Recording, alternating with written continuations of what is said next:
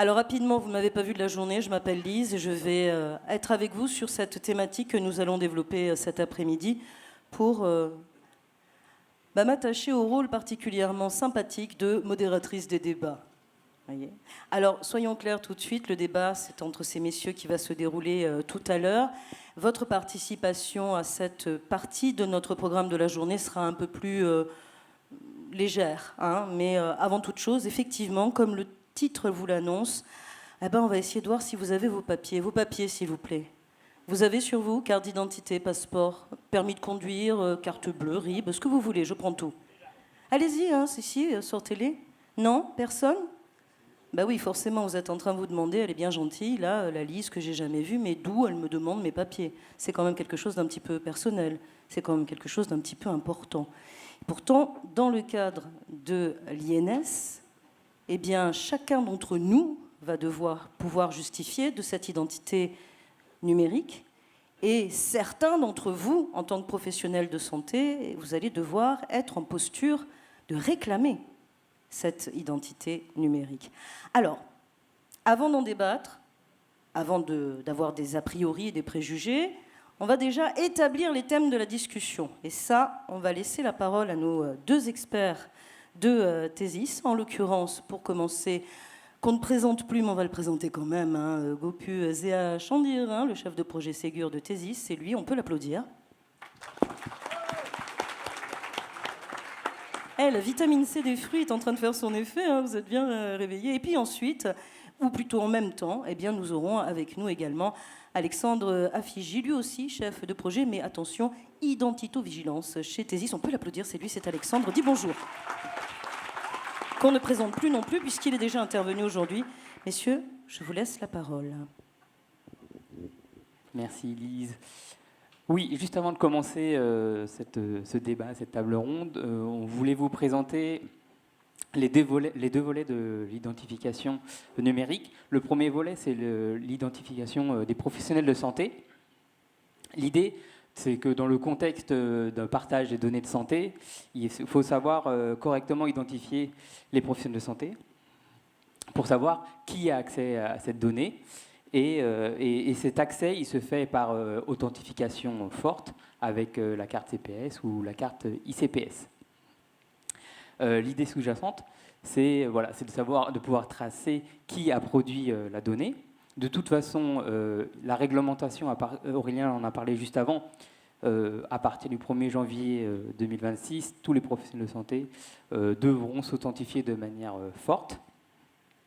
Et cette problématique de l'authentification des professionnels de santé, elle vient répondre à des mauvaises habitudes de partage d'identifiants, de partage de mots de passe, d'identifiants génériques.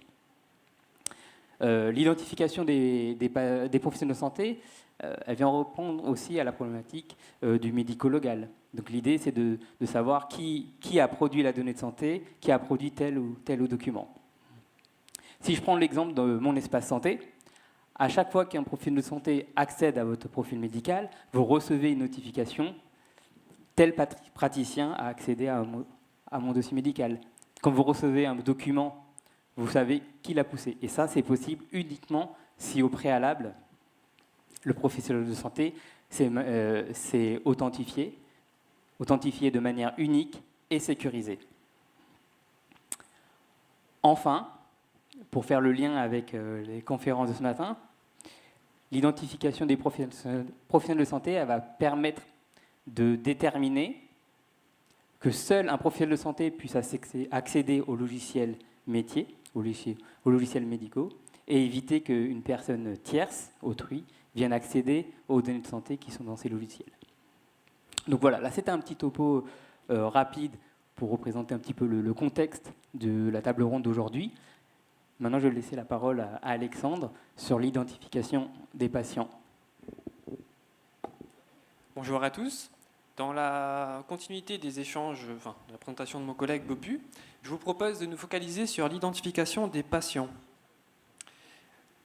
Prenons un exemple simple. Prenons le cas de Anne-Marie Payette. C'est une patiente. Tout le monde l'appelle Anne-Marie Payette. Mais elle a été identifiée différemment chez ces différents professionnels de santé. Par exemple, son médecin traitant l'aura identifié comme Marie-Anne Payette, ou encore son radiologue l'aura identifié comme Marie Payette. On peut aussi citer le cas de son laboratoire d'analyse, qui l'aura identifié comme Marie Payette Fontaine. Donc vous remarquerez qu'il y a des composantes de son prénom des fois inexistantes, des fois inversées, et ce qui est peut-être pénalisant donc pour son identification. Ça peut poser quelques problèmes, quelques problématiques. Si je me mets à la place de son médecin généraliste, je souhaite partager une donnée de santé à propos de ma patiente, que j'ai identifiée comme Anne-Marie Payette. Mais comment mon confrère saura-t-il qu'il s'agit de la bonne patiente, puisque lui l'aura identifiée comme Marie Payette? Donc ça pose pas mal de problématiques. Et comme ça a été abordé précédemment, à La Réunion, typiquement, il y a beaucoup de Marie Payette, malheureusement, ou heureusement, je ne sais pas. Il y a beaucoup de gens aussi.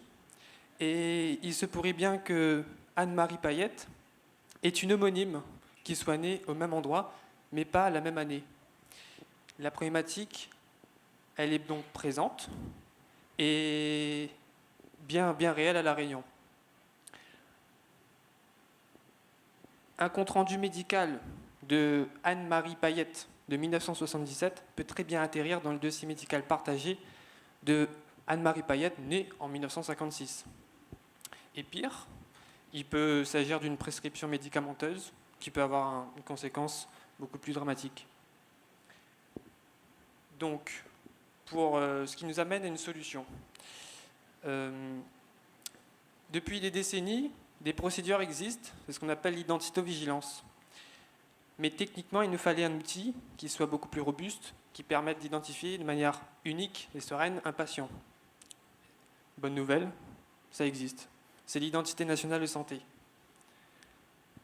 L'identité nationale de santé, c'est la solution qui permettra aux professionnels de santé d'identifier de manière sûre leurs patients, entre confrères aussi, et donc de partager de la donnée de santé. Cette identité nationale de santé, elle est composée de 6 éléments. Le nom de naissance, les prénoms de naissance, sa date de naissance, son sexe, son lieu de naissance, mais aussi son matricule INS, soit dit en passant, c'est le numéro de sécurité sociale. Pour qu'un professionnel de santé puisse pouvoir user de cette INS, il doit faire des vérifications. Il doit vérifier la cohérence de l'identité qu'il aura présent, de l'identité présente avec son patient, avec ce qu'il a, lui, sur son ordinateur. Et pour cela, il devra demander au patient sa carte d'identité, une pièce d'identité. Ça peut être un passeport, une carte d'identité ou encore un titre de séjour.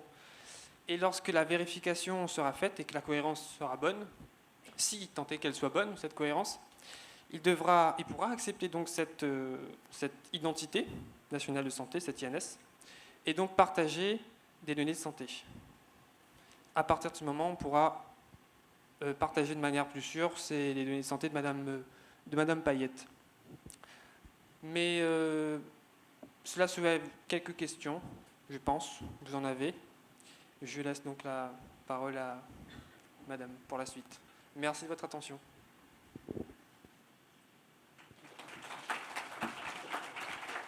Ouais, pour peu que ça pose un certain nombre de questions, notamment, sommes-nous aptes à contrôler l'identité des patients lorsqu'ils se présentent devant nous en tant que professionnels de santé? Est-ce qu'on est légitime à demander à quelqu'un, quand on est un professionnel de santé, de justifier de son identité, même rien qu'une fois, quand on est pharmacien, quand on est infirmier? Est-ce qu'on n'a pas d'autres freins qui peuvent éventuellement se manifester, comme par exemple le temps administratif qui va y être consacré, ou même dans certaines officines, on le voit, on fait la queue toute la journée. Est-ce qu'on n'est pas en train de compromettre sa relation vis-à-vis d'une clientèle quand on est dans une relation un peu commerciale, ou pire encore, est-ce que ça ne va pas entamer la relation de confiance entre un professionnel et un patient? Alors évidemment, je n'ai pas la réponse à ces questions, mais on va essayer d'en discuter avec les experts que Thésis a invités. Messieurs, merci d'être avec nous. On va procéder dans l'ordre d'asseyage, d'installation. c'est bien, pour vous présenter. Alors, est-ce que tu peux, s'il te plaît, me faire passer Anne-Marie? Voilà, merci. Donc, avec nous, le docteur Alain Domergue, avec un C. Bonjour, monsieur. Bonjour. Vous êtes médecin généraliste, mais pas que d'ailleurs, hein, puisque vous êtes également, si je ne m'abuse, président du conseil départemental de santé Réunion Mayotte. Aïe, aïe, aïe. Conseil interrégional de l'ordre des médecins, Réunion Mayotte. J'y étais presque, il y avait conseil dans la phrase. Oui. Ben voilà. Et il y avait Réunion Mayotte à la fin, je ne sais pas si vous notez. Exactitude journalistique, ça s'appelle. Avec nous, le docteur Moufid Ajar également. Vous arrivez de Bordeaux, du CHU de Bordeaux. Voilà. Vous pouvez nous dire bonjour dans le micro, qu'on voit si ça marche. Oui, bonjour. Donc, Et vous êtes délégué à la protection des données? Alors c'est ça, je suis délégué à la protection des données, mais je suis aussi référent en identitovigilance avec une ingénieure qualité. Nous formons un binôme qui gère l'identitovigilance au CHU de Bordeaux. Et dernier, mais non dernier quand même, hein, le docteur Rouffet. Vous êtes médecin à La Réunion, vous appartenez au CHOR et également référent identito-vigilance. Oui, pour le CHOR et pour le PSMR. Je suis un ancien urgentiste et reconverti un peu au DIM et à l'identito. Ok, ben messieurs, cette toute première question, hein, la première, à mon avis, interrogation que se posent les professionnels de santé face à cette vérification qu'il faut effectuer, sommes-nous aptes à le faire? Qui veut prendre la parole en premier? Je vous en prie, allez-y. Un premier élément de réponse là-dessus, alors la réponse est oui, c'est sans très directement. Ce qu'il faut mettre en avant, c'est la question de la finalité. On n'est pas là pour contrôler l'identité des personnes au sens policier du terme. On est là pour couvrir une finalité qui est celle de l'accueil d'un patient, de son identification et de l'affectation des données qui le concernent à cette base d'identification, soit en interne à l'intérieur des établissements, soit pour communiquer avec d'autres.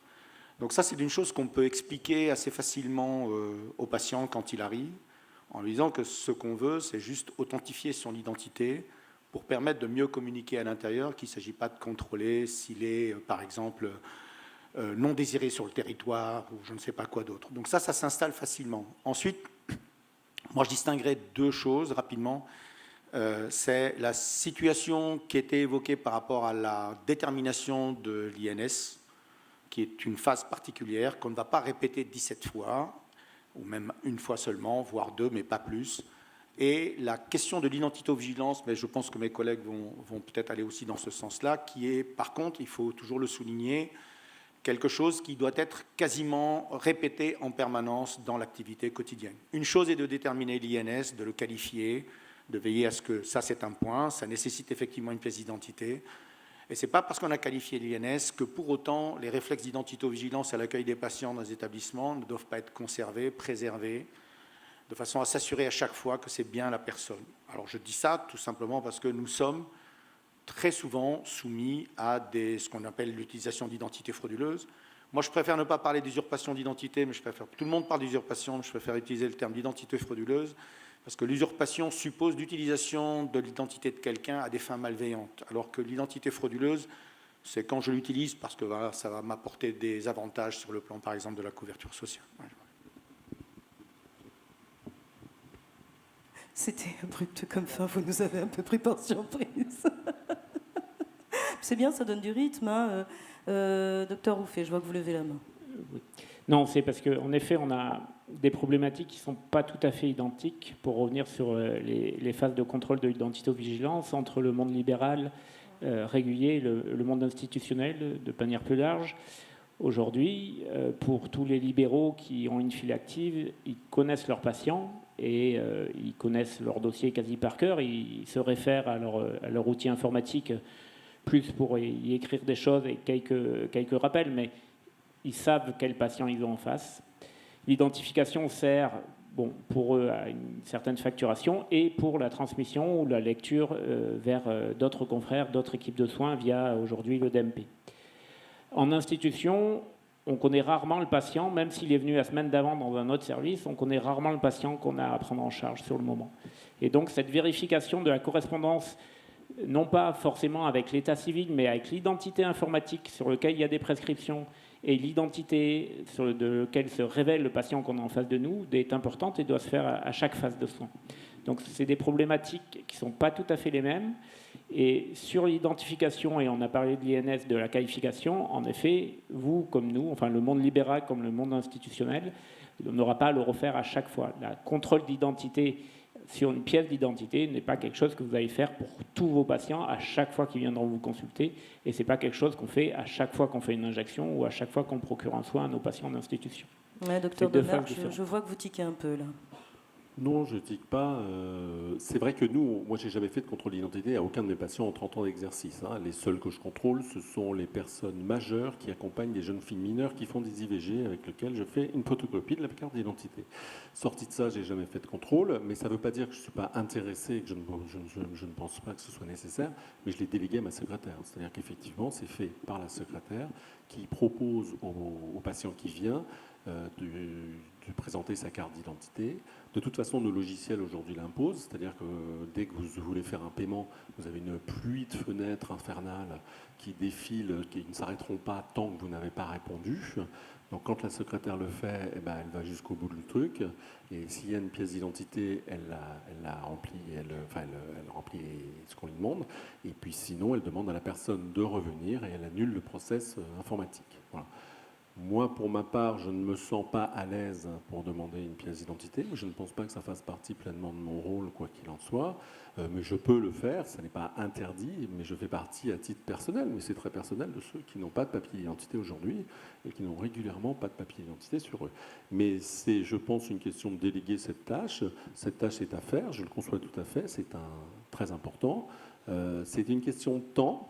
C'est un vrai problème, le temps libéral, parce que je vous rappelle que le libéral, les médecins généralistes font énormément de soins, qu'ils ont beaucoup de tâches, qu'ils en ont de plus en plus, que le panier se remplit tous les jours, de l'aide médicale d'urgence, au DMP, à ceci et à cela, qu'on a un rôle social qui se majore de jour en jour avec des certificats en tout genre et des demandes de papier en tout genre, et que la question du temps est une vraie question. Et que cette question porte préjudice, la recherche d'identité, etc., à un panier qui est déjà bien garni. Docteur Adja. Oui, moi je voulais juste... alors je comprends, je connais même la problématique qui est exposée par le docteur Demerck, parce que c'est la même chose qui nous anime dans quasiment toutes les régions, avec les associations et les groupes effectivement de médecins libéraux. Bon, il y a une vraie question derrière d'organisation, il y a le fait que aussi... On peut utiliser la carte vitale des patients pour faire un appel INS, c'est plus facile qu'autre chose. Ceci étant, moi ce n'était pas spécialement là mon propos. Ce sur quoi je voulais rapidement insister, je ne sais pas si on en est vraiment conscient, mais l'exemple qui était montré tout à l'heure avec les différents traits d'identité de la personne Anne-Marie ou Marie-Anne Payette, j'allais dire, c'est non seulement vrai entre institutions, mais il faut même se faire à l'idée que c'était vrai, en tout cas ça l'est, à l'intérieur même d'un hôpital ou d'un établissement, tellement les pratiques d'identification peuvent être très différentes d'un endroit à un autre, d'un service à un autre, voire même d'un secteur d'admission à un autre. Donc je ne m'étends pas plus là-dessus, simplement pour dire que l'ensemble du dispositif INS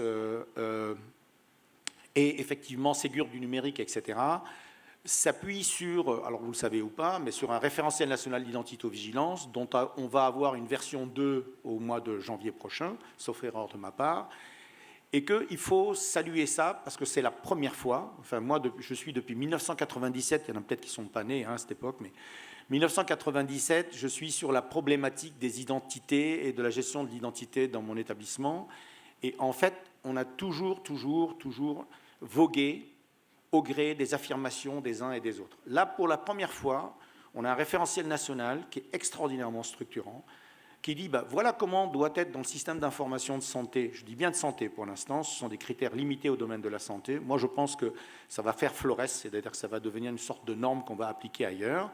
Au départ, je ne sais pas si aussi on en est conscient, on était parti sur 4 traits d'identité, on est passé à 5 avec le code d'origine géographique, parce que ça réduit la probabilité d'avoir des homonymies. Et ça, c'est extrêmement important dans un système d'information généralisé, d'échanges nationaux, à travers le DMP, à travers mon espace santé. Et cette structuration-là, elle est quand même extrêmement, elle est très importante. On a des règles Il suffit que chacun les applique. Alors, j'en profite pour dire rapidement, l'INS, ça s'appelle l'identité nationale de santé, mais chaque établissement, chaque structure, je ne dirais pas fait son INS, mais doit faire la démarche d'inscrire l'INS dans son propre système d'information. Et c'est la manière dont nous, on travaille sur l'INS. Par exemple, on parle de pièces d'identité, mais il y a certaines pièces d'identité qui sont recevables au niveau de confiance et pas d'autres. Et encore, ça peut évoluer dans le temps. Mais en gros, c'est le CHU de Bordeaux va faire sa démarche, le laboratoire Intel va faire sa démarche. Et c'est parce que, en l'application de la méthode à laquelle je viens de faire référence, c'est-à-dire ce référentiel national, si on aboutit aux mêmes conclusions, comme quoi le matricule tel qu'il était montré tout à l'heure, etc., est le même, alors on transfère les données en toute sécurité. Et si on ne le fait pas, il ne faut surtout pas qualifier un INS. Alors ça, c'est la recommandation majeure qu'on donne. C'est soit vous avez tous les éléments pour qualifier un INS, soit vous ne l'avez pas, vous avez un doute, primum non nocere, s'abstenir. On garde l'identité en provisoire, d'accord, il y a un retard pour l'alimentation du DMP, mais surtout éviter la collision, surtout éviter le fait que des données médicales aillent se loger dans des dossiers qui ne sont pas bons. De toute façon, il n'y a pas péril en la demeure. On doit soigner d'abord, je pense. Voilà. Oui, mais il faut aussi communiquer dessus, parce que si vous voulez, quand vous avez 50 pop-up qui vous jaillissent dans la figure parce que vous n'arrivez pas à faire le paiement, qu'il faut le truc, il y a des fois où vous dites oui parce que j'en peux plus, je ne peux plus revenir en arrière. Voilà, c'est ça la réalité. Je ne dis pas que c'est bien, mais je veux dire, c'est des choses qui existent. Et il y a donc besoin aussi de communiquer, peut-être envers les professionnels de santé, parce que la secrétaire, elle ne le fait pas. La secrétaire, quand elle n'y arrive pas, elle ne le fait pas. Mais le médecin, parfois, effectivement, il franchit le truc, il connaît le gars, il dit bon, bah, c'est bon, j'y arrive pas, et il valide. Qui d'entre nous ne le fait pas? Beaucoup d'entre nous l'ont fait à un moment ou l'autre, excédé par un système qui se bouchait ou qui plantait à force de jouer avec. Donc il faut communiquer. Vous êtes en train de nous dire, c'est pas tellement l'identification, c'est pas tellement le process qui est un frein, c'est vraiment la technique en fait, le moyen physique d'identifier le patient qui peut éventuellement, pour des professionnels de santé libéraux, poser problème, et la légitimité peut-être aussi du personnel qu'on met en face du patient. Vous, le médecin, vous le connaissez, votre secrétaire, elle se sentira peut-être effectivement un peu moins légitime. Alors, je pense que ces questions-là ne doivent pas être prises sur le temps médical. Donc ça, je pense que le temps médical, il doit rester médical et que ces questions-là doivent être prises sur un temps qui soit administratif. Et finalement, le médecin, l'erreur qu'il fait, c'est au moment où il fait un paiement et qu'il n'aurait pas dû le faire parce que c'est pas lui qui doit s'en occuper, mais la secrétaire n'est pas disponible et c'est là qu'il fait une erreur. Mais il ne faut absolument pas le prendre sur le temps médical. Le temps médical se réduit comme peau de chagrin. Il ne faut vraiment pas y rajouter ça. Il faut déléguer ça à d'autres, comme ce que fait l'hôpital. L'hôpital, il ne faut pas vous imaginer que c'est les praticiens dans les services qui font ça. Donc, je rappelle que la majorité des soins se font quand même en ville. Donc, il faut aussi que, on s'adapte. Mais est-ce que tous les professionnels de santé de ville qui vont être concernés, qui peuvent être en capacité d'identifier formellement le patient, vont avoir la ressource administrative et le temps de le faire vraiment? Parce là, on vient d'évoquer effectivement la situation particulière des médecins traitants qui se retrouvent de plus en plus chargés parce que l'hôpital se décharge un peu parfois. Ce n'est pas une accusation, c'est un constat. Mais du moins, c'est le sentiment qui est rendu par le docteur Domergue. Mais on pense aussi aux infirmiers libéraux, aux kinés, tous ces gens qui vont être amenés à intervenir auprès parfois d'un public isolé, parfois d'un public mal renseigné. Est-ce qu'on crée à ce moment-là une solution transversale? Est-ce qu'il y a une possibilité? Est-ce que, par exemple, l'identification émise par l'hôpital suffira une fois à identifier le patient auprès de tous les professionnels? Alors, non, il y a une erreur là.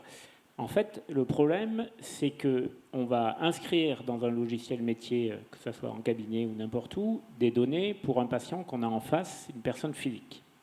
Cette personne physique, dans notre dossier médical, enfin dans le dossier, elle sera rattachée à une identité informatique. En fait, on se fout un peu que l'identité informatique soit la même que l'identité civile du patient qu'on a, tant qu'à chaque fois qu'on soigne ce patient, on tombe sur la même identité. Ça, tant qu'on restait dans notre identité, que je connaissais le patient, la tête du patient que j'avais en face, et qu'à chaque fois que je rentrais dans son dossier, je rentrais dans le dossier de M. Payette, même si lui, il s'appelait Waro, c'est pas très grave. Ça posait des problèmes si je facturais à M. Payette alors que c'était M. Waro que je traînais, mais ça, c'était une histoire avec la Sécu. Ils sont peut-être encore là, mais voilà. Par contre, si j'édite un compte-rendu pour M. Payette et que je l'envoie sur le dossier de M. Waro parce que mon DMP et l'INS, il est à M. Waro, ça veut dire que mon collègue qui va lire mon compte-rendu, il pensera que j'ai soigné M. Waro alors que je parlais de M. Payette. Et ça pose souci. C'est ça l'identito-vigilance, c'est ça le DMP, c'est ça l'INS. L'objectif, c'est que quand un professionnel de santé envoie un document, une information médicale qui pourra être partagée par un certain nombre, on l'a vu en début d'après-midi, un certain nombre de personnels de santé et médico-social, et ben on s'adresse à la même personne physique. Que ces données-là, on parle de la même personne. Et c'est pour ça qu'à un moment, eh ben, il faut bien avoir un référentiel, il faut bien avoir un truc qui dit que le monsieur Payette lequel j'ai envoyé des données, c'est le même monsieur Payette qui a été soigné à l'hôpital, qui a été soigné par le kiné, par la sage-femme, etc. Oui, je vous en prie. Non, je voulais juste préciser une chose par rapport au contexte des généralistes. On a eu un débat au niveau national à propos de la question justement des médecins libéraux. Je voulais juste préciser ça. Et sauf erreur de ma part, il y a une mesure dérogatoire. Alors, je vais le dire très tranquillement, pas du tout pour m'opposer au docteur Domergue, mais ce n'est pas l'objet. Nous, on a résolument, en tant qu'identito-vigilant, on s'est prononcé contre. Mais il n'empêche quand même, parce qu'après, il faut savoir, être pragmatique. Et ce que mon collègue vient d'exprimer, c'est typiquement quelque chose qui est du terrain, du vécu, avec toutes les difficultés que ça comporte, et il faut le prendre en compte. Alors, nous, on s'est prononcé en tant qu'identito-vigilant comme étant contre sur le principe. Mais la tutelle, au niveau national, a bien donné une possibilité dérogatoire d'affecter un INS qualifié, malgré le fait qu'il n'y a pas nécessairement l'ensemble des éléments qui sont couverts dans la procédure.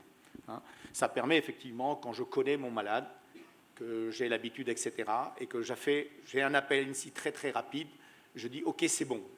Et ça, je le dis sous contrôle, mais je crois que c'est effectivement quelque chose qui a été ouvert pour les professionnels en libéral. Probablement que ce sera étendu, lorsque ce sera le cas, vers les infirmiers, etc. Pour l'instant, on n'est pas dans ces structures-là. Alors, il faut dire que dès qu'on est en exercice individuel, ces problèmes-là sont sûrement effectivement importants parce que, comme vient de le dire Pierre Ouflé, en fait, on sort du cadre dans lequel on était, on va dire, enfermé avant soi-même. Là, maintenant, on est obligé de communiquer avec les autres. Le DMP nous l'impose, mon espace santé nous l'impose, la communication des documents. C'est impossible. Nous, par exemple, on s'est fait retoquer par l'ARS qui nous a dit finalement, vous avez déclaré tant de lettres de sortie, de liaison, et en fin de compte, aujourd'hui, vous avez baissé votre nombre de lettres de liaison de 20%. Est-ce que vous pouvez nous expliquer pourquoi il y a une baisse pareille? Donc, en fait, on n'est plus tout seul dans l'édition de nos comptes rendus. On a un « We are watching you ». C'est pas simple. Non, mais c'est vrai, on est dans un système vraiment interconnecté. Mais en tout état de cause, il faut effectivement écouter ces éléments-là, et il y aura dérogation. Alors après, il faudra quand même qu'on trouve le moyen de réguler ce genre de choses et peut-être de faire soit des audits, soit je ne sais pas quoi, pour vérifier qu'il y a concordance entre l'identité qui a été, établie en INS dans un établissement et une autre entité juridique, quelle qu'elle soit. Ne serait-ce que, par exemple, l'établissement français du sang, qu'on a en général, où, par exemple, les choses sont très aiguës et on vous renvoie une identité, on vous dit « Ah ben non, c'est pas celui-là parce que son groupe n'est pas le même ». Et là, ça interroge... Et encore une fois, moi, en tant qu'identito-vigilant, au niveau interne, mais j'ai ce luxe que peut-être on n'a pas dans un cabinet privé, c'est je dis attention, à partir du moment où vous n'avez pas les éléments en place, il vaut mieux laisser l'identité en provisoire et vous demander aux patients de revenir ultérieurement, qu'on fasse des vérifications, sachant qu'en plus les recours au niveau de la base INSEE, INSI, etc., mais on l'a dit tout à l'heure, je pense dans une des présentations, ne sont pas si simples que ça. Il y a une possibilité, mais encore une fois, les pouvoirs publics ont mis en place un dispositif de ce type. À mon avis, les dispositifs, entre guillemets, de type service après-vente, ce n'est pas tout à fait correctement mis en place. Il y a encore beaucoup d'améliorations à faire là-dessus. Et là, on est vraiment en difficulté, vrai. Là où je serais peut-être optimiste pour la Réunion, c'est qu'on a quand même une grande spécificité, c'est qu'on est en tiers payant généralisé depuis toujours, donc c'est très particulier, et donc on a pour beaucoup d'entre nous des secrétaires. Donc on a quand même cette force-là d'avoir des secrétaires qui ont l'habitude d'enregistrer les gens, de traiter les dossiers, etc. Donc c'est quand même des gens avec qui il faut communiquer sur ces questions-là, parce que c'est elles qui vont être acteurs de ça. Moi, j'ai peu d'espoir sur les praticiens, sur le temps médical qui vont gérer ça. Ça me paraît en dehors du temps. Ouais, je suis tout à fait d'accord avec toi. Il y a juste un truc, c'est que et ça commence à se développer, et les mises à jour sont peut-être pas faites dans tous les cabinets, mais quand vous pourrez, parce que votre identité est qualifiée, aller consulter le DMP du patient et du bon patient directement depuis votre logiciel et que, en gros, le compte-rendu du SHOR apparaîtra comme si c'est vous qui l'aviez scanné dans votre logiciel parce que l'identité est qualifiée et qu'elle est bien qualifiée et que je vous ai envoyé le bon document de la bonne personne. Ça sera quand même quelque chose où peut-être que certains d'entre vous diront à votre secrétaire « ça serait bien de qualifier ces patients-là, ça fait 4 fois qu'ils fassent au SHOR, je ne peux toujours pas consulter son dossier, parce que bientôt, peut-être que nous, on ne vous enverra plus les papiers, ou déjà, quand on vous les envoie, de toute façon, les patients, vous les amènent qu'une fois sur 2, et donc c'est dommage qu'il y ait cette perte, voire ce retard d'information. Il y a une autre chose, c'est, en effet, pour ceux qui ont la chance d'avoir une secrétaire dans leur cabinet, il faut qu'on aille les former, il faut qu'on aille leur montrer le référentiel d'identité, parce que, en fait, c'est que ça a changé beaucoup de choses et notamment ça a donné des normes qui n'étaient pas celles d'avant. Et aujourd'hui, vos identités et les nôtres, qu'on est en train de revoir au fur et à mesure que les patients reviennent, ne sont pas aux bonnes normes. Typiquement, on ne parle plus de nom de famille, hein. Il y a le nom de naissance, le nom usuel, même plus de nom d'usage, et il y a encore un certain nombre de trucs d'identité nationale qui utilisent le terme de nom d'usage qui est normalement à bannir, mais comme on l'a dit, c'est pour l'instant resté sur la santé. Et tout ça, si vous appelez dans votre logiciel de médecine libérale votre patient qu'il n'y a qu'un seul nom et que le nom que vous avez mis, c'est le nom de marié et pas le nom de naissance, et ben, si vous qualifiez, alors que votre logiciel, il est prévu, mais votre secrétaire, il n'a pas fait gaffe, il est prévu pour mettre dans ce champ-là le nom de naissance, et ben, vous allez potentiellement qualifier cette identité sur une autre personne, parce que vous allez me dire Madame Fontaine, née Waro, sauf que sur vous, dans le logiciel, vous avez mis la mauvaise casse, donc elle est considérée comme Madame née Waro, née Fontaine. Et ben, si elle a la même date de naissance, la même ville de naissance et le même premier prénom de naissance qu'une autre personne, vous risquez de mal qualifier votre patiente. Voilà. Donc, en effet, le personnel qui est amené à qualifier dans les cabinets, et pour ceux qui ont la chance, il y en a pas mal en effet à La Réunion, d'avoir du personnel administratif à l'accueil, il est fondamental qu'on leur apporte le référentiel d'identité et ces normes-là pour qu'elles puissent qualifier facilement, qu'elles n'aient pas à s'y reprendre 10 fois parce qu'elles ont oublié le trait d'union, parce qu'elles n'ont pas mis, etc., etc. Ouais, mais ça amène une autre question qui sera donc qui forme, quand et qui paye. Tévis. Évidemment. Ceci Non, dit...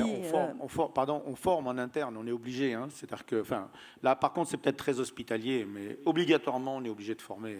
Il faut former les personnels des admissions, il faut mettre en place un back-office qui traite justement les problèmes qui n'ont pas pu être réglés par le flux général. Il y a différentes méthodes. Hein. Non, mais c'est vrai que c'est pas simple. Mais la majorité des gens ne vont pas à l'hôpital. Oui, non, mais je sais bien. Non, mais c'était pas un propos. Mais même de toute façon, dans un cabinet libéral, s'il y a quelqu'un qui assure cette fonction-là, c'est une personne qui doit être formée parce que ces choses-là sont pas évidentes. Et effectivement, hein, pour en manger tous les jours, c'est quand même particulièrement technique. Hein. Il y a des fois les dossiers qu'on nous oppose ou qu'on nous soumet sont parfois pas si simples que ça. Dès qu'on a des cartes d'identité étrangères, dès qu'on a un certain nombre de choses, ça devient très compliqué. Donc en fait, ça nécessite quand même un peu de formation, d'accompagnement et aussi du back-office. Mais c'est un back-office cool, mais peut-être plus cool effectivement à l'hôpital qu'ailleurs. Et encore, parce que ce qui risque de se passer dans les années qui viennent, mais je pense que Pierre Oufflet y a fait allusion tout à l'heure, c'est qu'un jour, c'est plutôt les patients qui vont venir nous demander, mais que se passe-t-il? Je ne reçois pas dans mon DMP les documents dont j'ai besoin, et qu'est-ce que tu fous? Pourquoi mon INS n'est pas qualifié, etc. Okay. Et là, on rentre bien dans un processus dans lequel, ce n'est pas un contrôle d'identité, ce que je veux, c'est pouvoir justement avoir un document d'authentification qui me permet d'assurer une identité numérique, exactement ce que disait Pierre tout à l'heure, une identité numérique dont l'objectif est de partager avec les autres. Voilà, ça, c'est le point important. Il y aura un temps dédié à ce moment-là. Il y aura un temps dédié patient. Inch'Allah, il faut qu'il y ait... Donc on est d'accord sur l'avantage. L'avantage, c'est évidemment de pouvoir partager des données qui sont vitales pour la santé du patient, que ce soit dans la médecine de ville et l'hôpital, d'être certain qu'on parle bien du même patient. Mais dans le cadre d'une, attention, terme technique, biqualification, il y en a une qui serait erronée. Est-ce que c'est possible? Est-ce que le système accepterait ça? Parce que, comme on disait, Madame Waro née Fontaine, Madame Fontaine née Waro, est-ce que 2 patients apparaissent à ce moment-là dans la base de données? C'est une question personnelle, hein, c'est juste pour savoir. Alors, normalement, l'INS est unique. pour chaque personne physique. Il est unique dans les deux sens, c'est-à-dire qu'il y a une seule personne physique avec cet INS et il n'y a qu'un INS par personne physique. Oui, mais s'il y a une erreur à la qualification. Alors, s'il y a une erreur dans la qualification, c'est-à-dire que l'identité informatique enregistrée dans un des logiciels n'est pas la correspondance avec la personne physique qui est en face. Et là, vous allez me lancer dans un dossier que j'aime bien, que certains me voient venir, c'est qu'en effet, il y a quelques flops, pour reprendre les termes de cet après-midi, dans la qualification, du fait de notre retard qu'on a essayé de combler, mais qu'on ne comble pas, puisque nos bases de données d'identité, ne serait-ce qu'en santé et en état civil, ne sont pas propres, même nationales. Il y a des patients, ça a été évoqué un peu par, je ne sais plus son nom, madame du laboratoire tout à l'heure, il y a des patients qu'on ne peut pas qualifier. Parce qu'en fait, donc le critère de qualification, c'est donc le nom, le premier prénom, la date de naissance, etc., selon ce qui a marqué strictement sur la pièce d'identité qui nous est produite. Et bien, cette pièce d'identité, des fois, ne correspond pas à ce qui est enregistré sur la base de l'INS. Et donc, le service nous dit on ne connaît pas. Et en fait, du coup, le process demandait est de dire au patient allez sur tel site avec ce papier-là pour vous essayer de faire une demande, etc. etc. Et évidemment, 80% des patients ne vont pas le faire. Et tant qu'ils ne le feront pas, on ne pourra pas qualifier. Voilà. Donc c'est un des flops, ça a été évoqué, c'est qu'il faudrait que, notamment nous qui avons peut-être un peu plus de temps administratif que d'autres, je parle des institutions, puissent avoir un relais rapide pour faire une modification de la base INS en qualifiant, où on a même, moi j'ai mon bureau des entrées, j'ai en face un membre de l'état civil de la mairie qui pourrait avoir des actions pour faire ces modifications. Voilà, ça fait partie. La deuxième chose, c'est en effet que cette vérification d'identité, en fait, c'est une correspondance des noms, mais quand la personne revient, s'il nous redonne la même carte d'identité, on va la resoigner, mais si cette carte d'identité est transportée par une autre personne, une utilisation frauduleuse, une usurpation d'identité, la seule chose qui nous dit que ce n'est pas la même que celle qui est venue précédemment, c'est parce qu'on aurait vérifié la photo de la carte d'identité. Vous êtes bien d'accord qu'avec moi que la photo n'est des fois pas déterminante sur deux personnes physiques. Voilà, ça risque un peu biaisé, surtout quand les photos ont un certain âge. Voilà. Donc, pour moi, il y a un avenir à l'identito-vigilance, mais j'en débattrai avec mon collègue peut-être en aparté, c'est la biométrie. C'est aujourd'hui, tout le monde utilise sa biométrie pour sa banque, pour son téléphone, etc. Aujourd'hui, moi je me fiche, je l'ai déjà dit, que ce soit M. Payette qui s'appelle Waro que je soigne, tant que c'est toujours le même patient que je soigne et pour lequel je mets mon informatique. Et ce qui est pire et ce qui est magique, c'est un pouce. Je dis voilà, mettez votre pouce là, et en fait, moi, tout mon dossier médical, il sera relié à ce pouce-là. Après, si vous voulez, je vous appelle Payette. Si vous voulez, je vous appelle Waro. Je m'en fous, je vous appellerai toujours pareil tant que ça sera le même pouce. Voilà. Et là, on aura une identito-vigilance de haut grade. Mais pour l'instant, on a nos grandes références qui travaillent d'arrache-pied. Ah, mais ça, docteur Rouffet, ça amène à deux questions importantes. Un, du coup, il faudra mettre des identificateurs partout, y compris chez les médecins de ville, qui payent, qui forment. Et deux, si je perds mon pouce, est-ce que je perds aussi mon dossier médical partagé? Vous en avez deux. Est-ce que ça marche avec les deux pouces? Non, la dernière était évidemment une boutade. Oui, enfin bon, non, mais c'est compliqué, mais c'est effectivement le problème de la biométrie. Mais voilà, on peut en discuter beaucoup. Mais ça pourrait s'envisager comme un facteur supplémentaire par rapport à des choses qui sont déjà évoquées. Mais bon, pourquoi pas. Ceci là, c'est plus un aparté, c'est hors truc. En ce qui concerne la biométrie, quant à la problématique cette fois-ci, c'est pas une question d'identification, c'est un problème de sécurité. La CNIL, par exemple, émet les plus grandes réserves en ce qui concerne l'utilisation de la biométrie, parce que ça peut se falsifier facilement. Mais dans un contexte comme celui qui vient d'être décrit par Pierre Rouffet, c'est envisageable, je pense. Mais il faut que ce soit un élément en plus du reste à réfléchir. Ceci dit, enfin, rien ne vaut quand même le process qui consiste à chaque fois que j'ai quelqu'un en face d'avoir des questions ouvertes, pas des questions fermées. Vous êtes bien, monsieur Ajar? Non, vous êtes qui? Donnez-moi votre date de naissance. Enfin, ça a l'air de rien, ces trucs-là. Et ça, c'est indépendant, encore une fois, de l'histoire de la qualification de l'INS. C'est toujours pareil, réinterroger l'identité de la personne qui est en présence. Alors, dans un cabinet de ville, effectivement, ce n'est pas tellement le problème. Quand on a des files actives de 150 000 patients, etc., ça commence à être problématique. Voilà. C'est vrai que les logiques ne sont pas tout à fait les mêmes. Il faut qu'on trouve effectivement un modus vivendi entre les deux.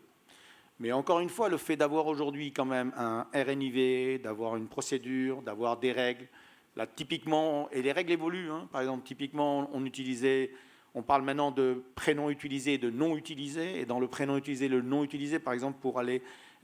En fait, c'est le patient aujourd'hui, dans les dernières instructions, qui décide de ce qu'on doit mettre dans non utilisé, prénom utilisé. Et en dernier recours, c'est lui qui dit, voilà ce que je veux qu'on mette dedans. Ça, c'est la dernière recommandation.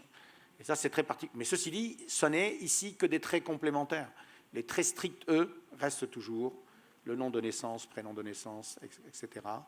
Et c'est ce côté inamovible-là, en tout cas fixé par les pièces d'identité de haut niveau de confiance, qui fondent la méthode.